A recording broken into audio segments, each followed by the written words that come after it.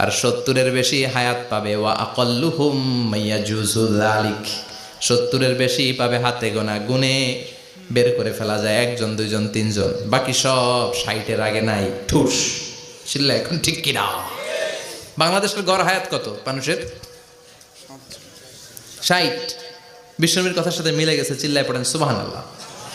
এই জন্য বিশ্বনবী বলেন, এই যে মুরব্বীদের দাড়ি পাকে, এই যে রাস্তায় অ্যাক্সিডেন্ট হয়, এই যে ক্যান্সারে আক্রান্ত হয়ে লোকজন মারা যায়, তারপরেও কি টনক নড়ে না? এরপরেও কি বিবেকে ধরে না যে তোমাকে চলে যেতে হবে? আকসিরু যিকরা হাযিমিল লাযযাত, জীবনের সব স্বাদকে পানসা করে দেয় ওই মরণকে স্মরণ করো। মরণকে স্মরণ করলে জাহান্নাম বরণ করা লাগে না, চিল্লায় বলেন ঠিক কিনা?